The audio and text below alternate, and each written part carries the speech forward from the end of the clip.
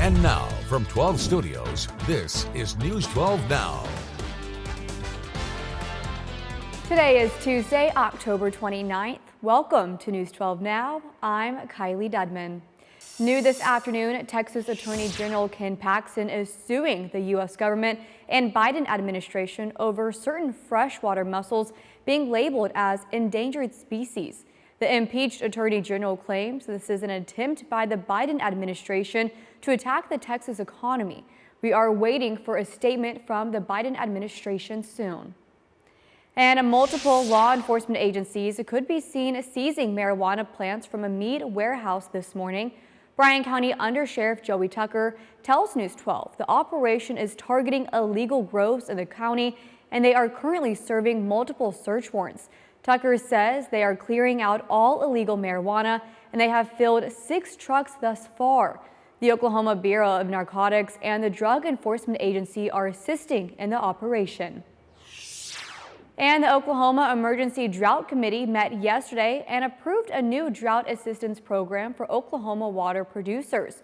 According to Oklahoma State climatologist Gary McManus, this October is the driest on record in Oklahoma history. Eligible producers may apply different practices, including pipeline, water well, pumping plant, and pond cleanout. The application period opens November 12th and runs through January 31st, 2025. To learn more information, you can visit the Oklahoma Conservation Commission webpage. It has been so incredibly windy across Texoma, and really we didn't cool off at all last night either. We started off in the low 70s, and that's about as cool as we got. So heading into this afternoon, we are still in the 70s for the most part, though that's because thick cloud cover is moving in. That's at least helping with some of the sunshine. But here's the thing, the winds have not let up at all. If anything, they've actually gotten worse since this morning. These are not gusts. This is your actual sustained wind speed at 15 to even 25 miles an hour. This is where we could start to get maybe some gusts up to 40, 45, maybe even close to 50. So that fire danger is going to be off the charts, but at least there is one little saving grace, the high humidity values that we have in the air. So depending on the cloud cover this afternoon, we may get into the mid to upper 80s. We'll see.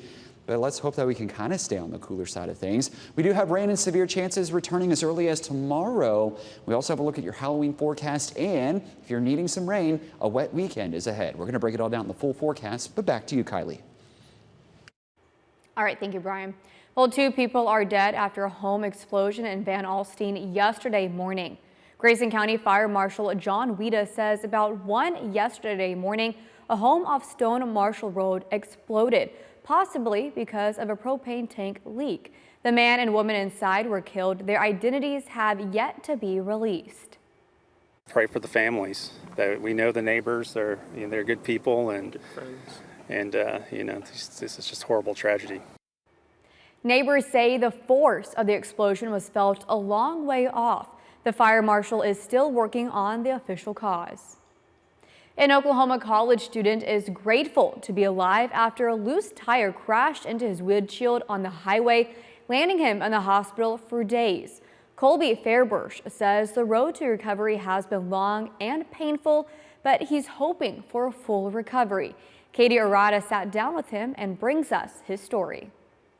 Any of the pictures anyone looks at, their words are always like, oh wow, I'm surprised he survived. Colby Fairbrush, a junior at OU, says he saw his life flash before his eyes when a loose tire smashed into his windshield while he was heading to work after class. Yeah, I was driving on the highway. I was in the left lane, and I don't remember the tire hitting me, but it smashed my windshield. I can't open my car, and it was just super, just the impact was just so scary. Fairbrush says the impact totaled his car, broke 3 vertebrae in his neck, gave him a concussion, and broke off 3 of his teeth. I honestly don't remember anything except waking up in the ambulance. Fairbrush had to get surgery on his neck and spent nearly a week in the hospital. I'm starting to see some progress. I'm able to move around more.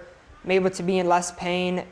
But the days I was in the hospital were just super, super rough. Colby is also an Ironman athlete, spending his free time training with hopes of going pro in the future. But because of the accident, his training has come to a halt. It's putting a toll. I can't bike, run, or swim currently right now. So took a pause on my training as I was about to do a world championship event in New Zealand. So I can't do that anymore. I can't bike or run. I will eventually, blessed to be alive still. Colby is also not able to drive currently, leaving him out of work and school. I'm honestly just eager to start, going to school and working again. And it's something I can't control, so I just gotta get back out there and keep living my life. That was Katie Arado reporting. McDonald's on Sunday rolled out a beef patty as a source of the E. coli outbreak linked to Quarter Pounder hamburgers, which has killed at least one person and sickened nearly 75 others.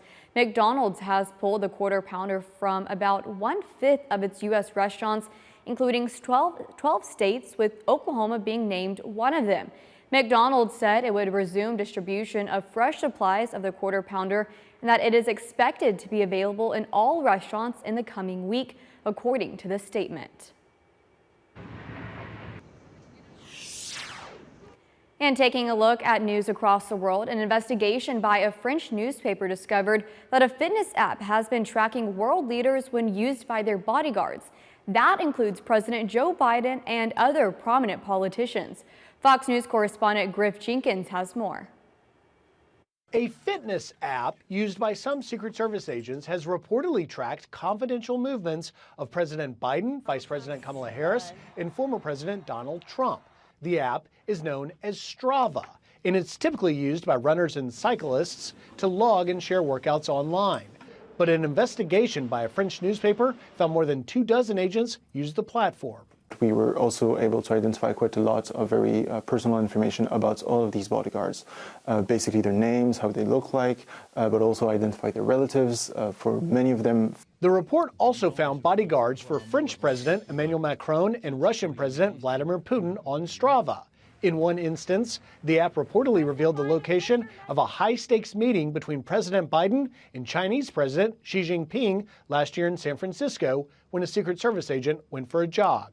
He was actually running just around a very specific hotel, a very luxurious hotel, which basically was giving out the location where the meeting was about to happen. In a statement to the newspaper, the Secret Service says it does not believe the information compromised the agency's protection, but adds, quote, "We will review this information to determine if any additional training or guidance is required." The Secret Service says while its agents are not allowed to use personal electronics on duty, the agency does not prohibit personal use of social media off duty. In Washington, Griff Jenkins, Fox News.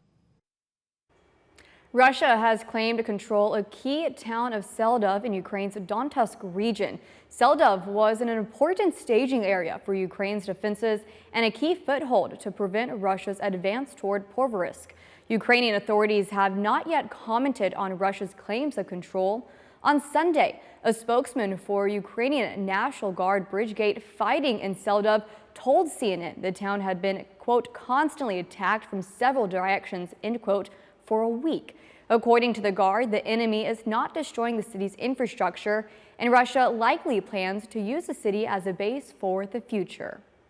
Israel bans the UN aid agency for Palestinians. CNN's Matthew Chance looks at what that could mean for millions who rely on the group for life-saving food and medicine. Here's Matthew speaking to us from Gaza. Well, Israel has voted to ban the main UN agency helping millions of Palestinians in the region. But what is the organisation and what happens next? The United Nations Relief and Works Agency for Palestine Refugees, or UNRWA, was set up in 1949 to assist the hundreds of thousands of Palestinians who were displaced from their homes when the Jewish state was established the year before. When Israel conquered more territory, its remit was extended, and today it serves nearly 6 million Palestinian refugees across the Middle East, mainly in refugee camps in the Gaza Strip and in the West Bank, where it provides everything from healthcare and shelter to food and education. Israel has long been opposed to the agency, saying it's responsible for spreading anti-Semitism, allowing its facilities to be used by Palestinian militant groups to carry out attacks on Israel, even accusing UNRWA workers of being involved in the deadly October the 7th attacks by Hamas, allegations which the UN denies. But now Israel's parliament has voted overwhelmingly to ban UNRWA activities within Israel and to prevent Israeli authorities from communicating with the agencies. Several countries, including the United States, have criticised that move amid concern about who will provide millions of Palestinians with essential humanitarian aid instead, as Israel's military campaign in Gaza, with its high toll on civilians, shows little sign of easing.